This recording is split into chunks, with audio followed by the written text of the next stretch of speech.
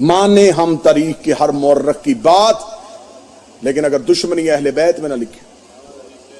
रवायत एक ही है, एक ही रवायत, इसके अलावा दूसरी रवायत बाबा जी मौला की इज्जत कसम हजरत अबू तालिब के माअज़ल्लाह कुफ्र पे जो ये साबित करते हैं, एक ही रवायत।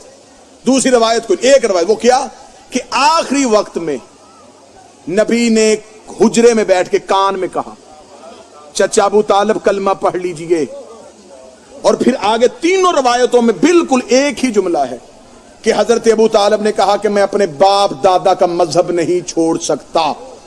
इस पे आके इन्होंने नतीजा तय कर लिया कि माज़ल्ला ना ये मुसलमान थे, ना बाप मुसलमान था, ना दादा मुसलमान थे। तीन तरह से रवायतें मिली, नसाई से, इब्ने माजा से, सही मुस्लिम से, सही बुखारी से, मिशकात से, तिरमिज़ी से। जितनी मुसलमानों के नजदीक मोतबर कुतब हैं उसमें तीन रवायतें मिली, तीनों रवायतें मुख्तलिफ सहाबियों से। और जब यह नकल होती होती पीछे गई तो तीनों के तीनों का सिलसिला अब्दुल्ला इब्ने अब्बास से इन्होंने जोड़ दिया कि तीनों रावियों ने अब्दुल्ला इब्ने अब्बास से सुना। वो कहते हैं कि मैंने देखा कि नबी कह रहे थे और मैं देख रहा था। तीनों सहाबियों ने अब्दुल्ला इब्ने अब्बास से, नौकर की मेहनत अच्छी लगे दुआ सदा से वसूल करनी है, तीनों रावियों ने हजरत अब्दुल्ला इब्ने अब्बास का हवाला दिया कि अब्दुल्ला इब्ने, किसी और का हवाला तो दे ही नहीं सकते थे, इन्हें हवाला ही हाशमी चाहिए था, क्योंकि जब हजरत अबू तालिब की रहलत हो रही उस वक्त तो कोई भी मुसलमान नहीं है, लिहाजा इन्होंने हाशमियों के घर से रावी लेना था। हाशमियों के घर से इन्हें रावी एक ही मिला कि अब्दुल्ला इब्ने अब्बास कहता है कि मैं देख रहा था और नबी कह रहे थे, और अबू तालिब इशारा करके कह रहे थे मैं बाप दादा का मजहब नहीं छोड़ सकता। जब हजरत अबू तालिब की रहलत हुई अब्दुल्ला इब्ने अब्बास की तो उम्र ही 2 साल थी, 2 साल की उम्र थी अब्दुल्ला इब्ने अब्बास। 95 साल की उम्र में हजरत अबू तालिब की रहलत है, 2 साल उम्र है अब्दुल्ला इब्ने अब्बास। 2 साल का बच्चा देख रहा है, 2 साल के रावी की तूने बात मानी कि 2 साल के बच्चे ने देखा कि रसूल ने कान में कहा कलमा पढ़ ले, और अबू तालिब ने कहा मैं बाप दादे का मजहब नहीं छोड़ सकता, डूब के मर जा। 2 साल के बच्चे की बात तुझे याद रह गई, और जो पुलानों के मिंबर पे 1.25 लाख में हाथ पकड़ के दिखाया, कान में कही बात तूने मान ली। हां, रवायत जो मिली वो ये कि आखिरी वक्त में रसूल ने कहा चचा अपना अकीदा इन्हें बता के जा। फसाहत और बलागत देखिएगा इसमें बरीकी क्या थी, इल्मे रिसालत जानती थी कि लोगों ने मेरे चचा के ईमान पे बहस करनी। आखिरी वक्त में नबी ने बोलकर चचा अबू तालिब अपना मजहब बताइए। हजरत अबू तालिब ने इशारे से कहा मेरा मजहब वही था जो मेरे बाप का था, यानी कि हजरत अबू तालिब ने अपना इस्लाम भी बता दिया, बाप का भी बता दिया, दादे का ईमान भी साबित किया। इस खानदान में एक भी कुफ्र की कड़ी नहीं। यहां से मैं इस बच्चे को 7-8 साल के बच्चे को उठा के कहूं ये कुरान पकड़ कहीं रख के आ, ये जमीन पे रखेगा, ये ऊंची जगह ढूंढेगा कहां रखूं। 7 साल के बच्चे को पता है मैंने कुरान कहां रखना है, अल्लाह को पता ही नहीं था कि मैंने मोहम्मद को किस गोद में रखना है।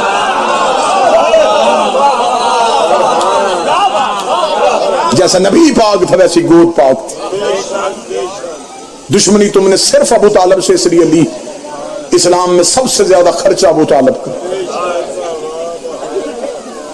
3 साल कम अरसा नहीं होता, 3 साल शेब अबी तालिब में मक्के की पथरीली जमीन पे एक फटी हुई चादर का साहिबान बना के अबू तालिब अपना खानदान लेके बैठे रहे।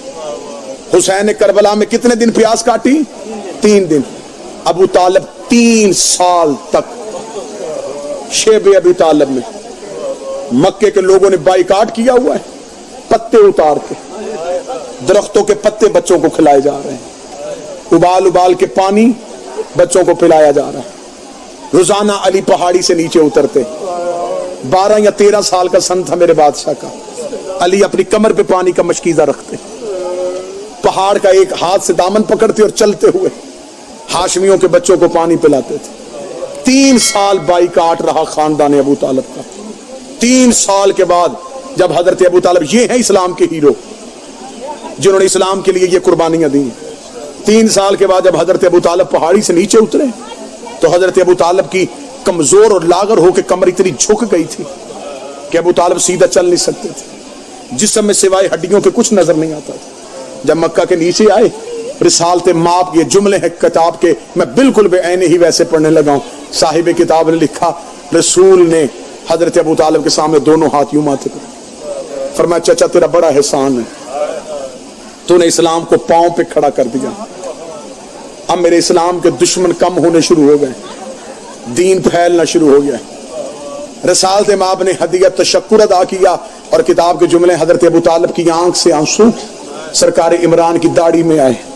رسول نے فرمایا چچا تو نے باپ کی بات باپ بن کے پالا, ایسے ماں بھی بچے نہیں پالتی جیسے تم نے پالا. چچا رو کیوں رہے ہیں؟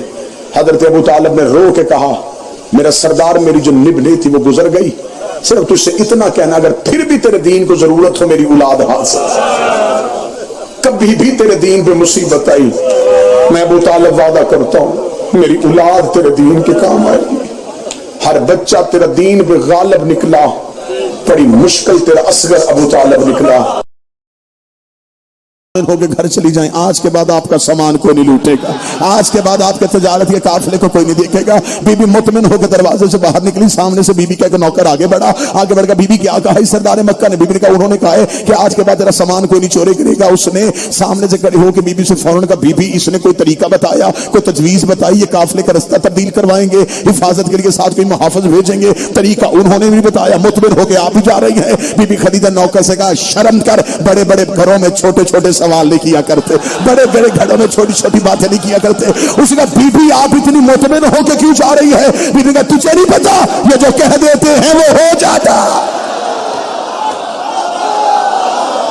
یہ واحد تو گھر ہے, یہ ذریت ابراہیم ہے, یہ نسل اسماعیل ہے, یہ جو کہتے ہیں وہ. جب انہوں نے کہہ دیا کہ کوئی نہیں لوٹے گا, پھر Ahmad Shah G B be نے کہا پھر اب کوئی بھی نہیں لوٹے گا. مطمئن ہو کے بی بی خدیجہ اپنے گھر آ گئی. موضوع پسند ہے جی؟ حضرت ابو طالب نے نشان جاتی حضرت ابو طالب نے اپنے نوکر کو بلایا. حضرت ابو طالب نے ان مکے کے جھوٹے سرداروں کو ذرا میرے ڈیرے پہ بلا. حضرت ابو طالب کے نوکر نے ایک ایک دروازے پہ کہا رئیس مکہ بلا رہے ہیں.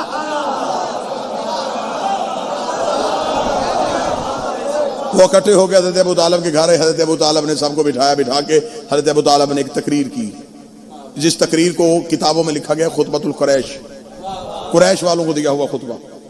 حضرت ابو طالب کا خطبہ ہی کتنا خوبصورت ہے, کیا کہنے. صرف لفظ سنیے گا اور لطف لیجیے گا. کتنے خوبصورت لفظ ہوں گے. جس کا بیٹا بولے تو نہج البلاغہ بنے, بسم اللہ. جس کا سب سے چھوٹا بیٹا بولے تو نہج البلاغہ بنے. وہ باپ کتنا فصیح و بلیغ ہو. عربوں میں سب سے بڑا دیوان حضرت ابو طالب کا ہے. شاعری کی صنف کے کئی جہتیں حضرت ابو طالب نے متعارف کروائی. حضرت ابو طالب نے سب کو بٹھایا, سب کو بٹھا کے ابو طالب تقریر کے لیے کھڑے ہوئے. اب جملے سنیے گا, بلاغتیں دیکھیے گا, ذرا کلام کا سخن کا طریقہ دیکھیے گا. حضرت ابو طالب نے سب کو بٹھا کے کہا اے مکہ والو, آج خویلد کی بیٹی خدیجہ میرے گھر آئی تھی اور اس نے شکایت کی ہے کہ مکہ سے اس کا سامان چوری ہوتا ہے اور مکے والے تم ہو.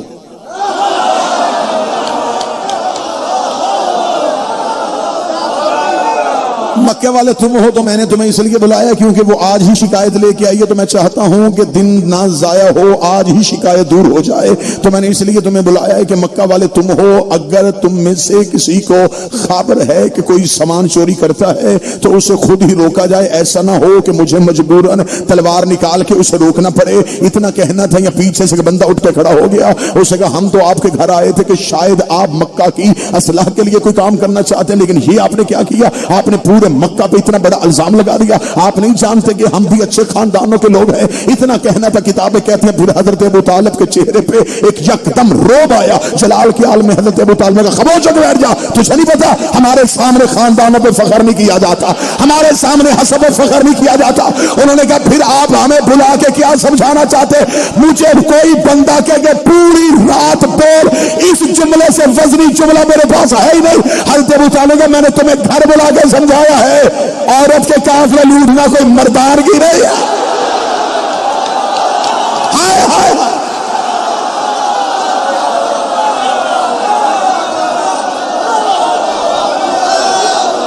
میں نے تمہیں گھر بلا کے سمجھایا.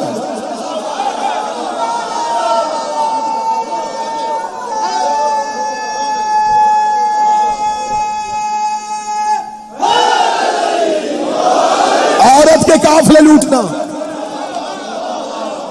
کوئی مردانگی نہیں, کوئی مردانگی نہیں.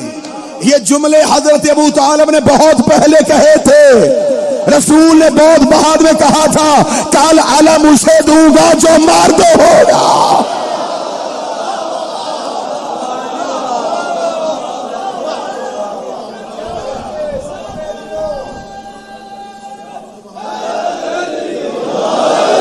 عورت کے قافلے اٹھے,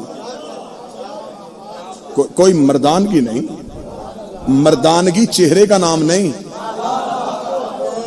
مردانگی کردار کا نام. عورت کے قافلے لوٹنا کوئی مردانگی نہیں. کتنا بڑا جملہ تھا یہ. مار نہیں دیے سارے, بغیر تلوار کے لڑ نہیں گئے حضرت ابو طالب. اس سے اگلا جملہ اس سے بھی اوپر جائے گا. راول پنڈی کا اگر ایک ایک بندہ ذہنی طور پہ حاضر ہے تو اگلا جملہ اس سے بھی اوپر جانے لگا. حضرت ابو طالب نے بڑے جلال کے عالم میں عورت کے قافلے لوٹنا کوئی مردانگی نہیں, کما کے کھایا کرو.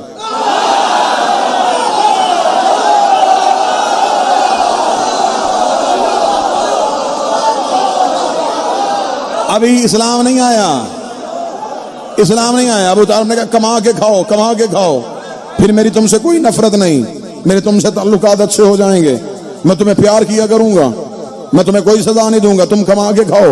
یہ بہت پہلے حضرت ابو طالب نے کہا تھا کہ کما کے کھاؤ, میں تم سے محبت کروں گا.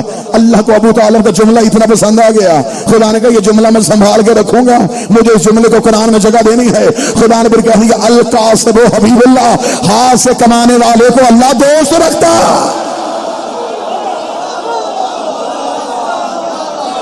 یہ جملہ سب سے پہلے حضرت عمران کی زبان سے,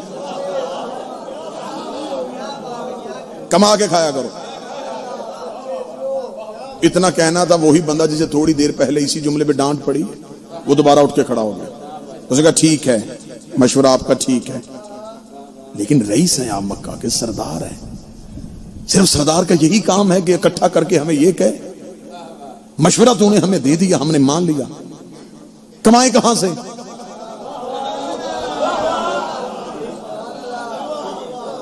کریں گے. صرف ہمیں یہ کہنا مقصد تھا. سردار ہے مکہ کے, ہمارے کاروبار کا معاش کا بندوبست بھی ذمہ داری آپ کی ہے.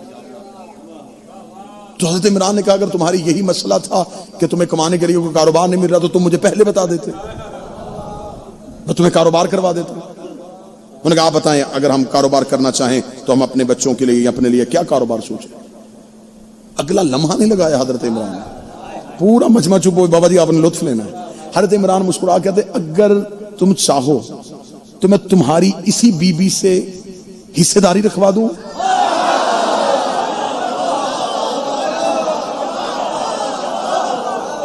اب آپ چپ بیٹھے. میں نے بابا جی کو اس لیے متوجہ کیا تھا کہ بندہ ریڑی لگانے والے بندے سے کہے کہ تیرا ٹیوٹا کمپنی میں شیئر رکھ دوں,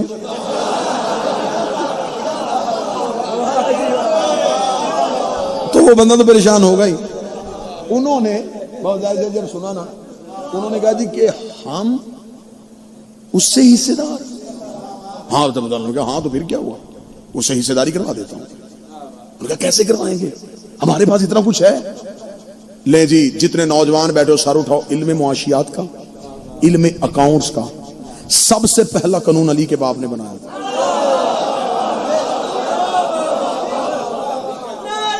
سب سے پہلے سب سے پہلے علی نے بنایا تھا. اور حسنین آج بھی دنیا کی اسلامک بینکنگ نظام ابو طالب کے بنائے قانون پہ چل رہا ہے. یہ سب سے پہلا اسلامک بینکنگ نظام کا سب سے پہلا طریقہ, سب سے پہلی جہد حضرت ابو طالب نے متعارف کروائی تھی. کیسے کروائی تھی؟ حضرت ابو طالب نے کہا میں تمہاری اس بی بی سے حصہ داری کروا دیتا ہوں. انہوں نے کہا کیسے کروائے گا؟ حضرت ابو طالب نے کہا جاؤ اپنے گھروں میں چلے جاؤ, جس کے پاس ایک اونٹ ہے ایک اونٹ لے آئے, جس کے پاس ایک گھوڑا ہے ایک گھوڑا لے آئے, جس کے پاس ایک بکری ہے ایک بکری لے آئے, جس کے پاس کچھ بھی نہیں ہے اپنے گھر سے ایک مٹھ جو کی لا کے بی بی خدیجہ کے قافلے میں رکھ دو. جب تجارت کا قافلہ واپس آئے, جس کا ایک اونٹ ہے دو لے لینا,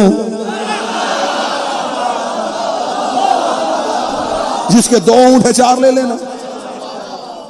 کہ اس کا تو تجارت کا قافلہ جاتا ہے نا, تم خود نہیں جاؤ, سامان بھیج دو, وہ اس شہر اس ملک میں جا کے بکے گا, منافع تمہیں گھر بیٹھے ملے گا.